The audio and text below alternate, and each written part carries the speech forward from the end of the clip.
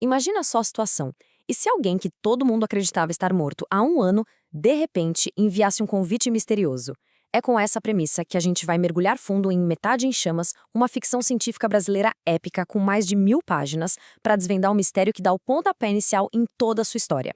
Olha, o romance da M.R. Granato já joga a gente de cabeça num futuro cyberpunk super complexo, com uma premissa que dá até um arrepio. A frase na capa já entrega o tom. As feridas foram reabertas. E outras ainda serão. Ou seja, já prepara o terreno para uma jornada por traumas e segredos do passado. E tudo começa com esse convite enigmático. Uma mensagem que veio do além e que desafia toda a lógica. Quer tanto entrar no meu mundo? Todas as suas perguntas serão respondidas. É uma isca, uma promessa e até uma ameaça, tudo ao mesmo tempo. Então, como é que essa mensagem do além chega? É exatamente aqui que a história começa para valer. A gente conhece a Akiko Akiyama, uma médica com uma vida toda certinha, lá no ano de 2134. Um ano depois da morte da sua amiga, a Maya, a realidade da Akiko vira de cabeça para baixo quando ela recebe uma carta com a caligrafia que, sem dúvida nenhuma, é da Maya. Mas o pacote não tem só a carta, não. Junto vêm uns objetos que não fazem o menor sentido para o ano de 2134. Um celular de flip, super obsoleto, um relógio de bolso, analógico, uma bússola dourada e, o mais importante de tudo, coordenadas geográficas. Fica a pergunta no ar: quem mandou isso e por quê?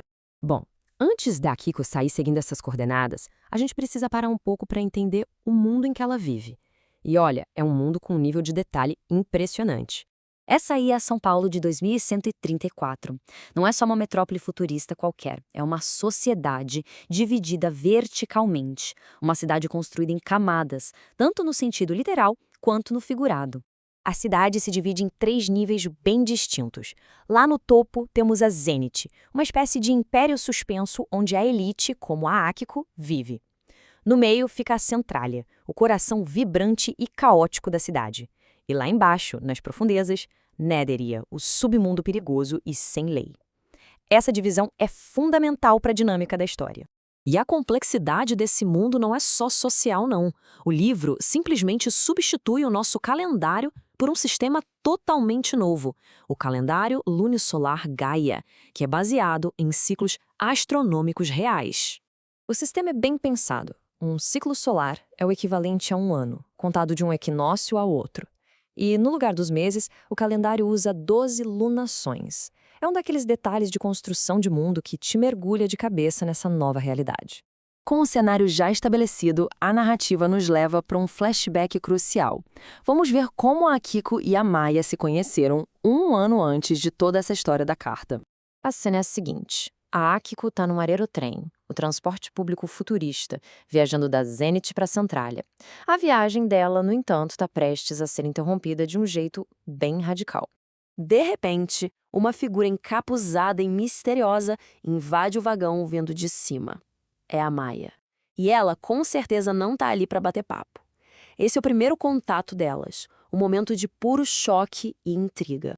A Maya soltou um aviso terrível. Esse trem vai colidir e explodir. A Akiko tem segundos para decidir se confiar numa completa estranha que acabou de invadir um trem em movimento. E o ponto de virada é que ela decide confiar. De volta ao presente, com a lembrança desse primeiro encontro super intenso na cabeça, a Akiko precisa fazer outra escolha de vida ou morte. Ela aceita o desafio. A Akiko decide largar a vida segura dela na Zenith, pegar os objetos misteriosos e seguir as coordenadas deixadas pela Maya em busca de respostas. Essa jornada leva ela para fora dos muros da cidade, para as chamadas terras de ninguém. E o contraste com o que ela conhece é gritante. Ela troca a Zenith, um império de luz, elegante e ordenado, por uma paisagem brutal, com ar corrosivo, montanhas de lixo e mercenários sem lei. Ao entrar nesse mundo novo, a Akiko começa a descobrir fragmentos de um passado que a Maya nunca compartilhou com ela. As coordenadas levam ela até a cidade portuária de Santos, para uma casa velha e caindo aos pedaços. Essa é a casa onde a Maya viveu a infância, um lugar que guarda os primeiros segredos da vida dela. Lá dentro, no meio dos pertences de infância, ela encontra um bilhete. Ele revela um sonho de criança e um nome que ela nunca tinha ouvido antes. Dia 1. Hoje decidimos que vamos desbravar o mundo. Maya, Simon. E aí, claro, vem a pergunta imediata. Se a Maya era tão importante para Kiko, Porque ela nunca falou desse nome. Quem é Simon? É aí que a Akiko descobre a verdade trágica. Simon era o irmão mais velho da Maya. Quando eles eram crianças, ele foi levado por mercenários para as terras de ninguém. Um ano depois, a própria Maya também foi levada.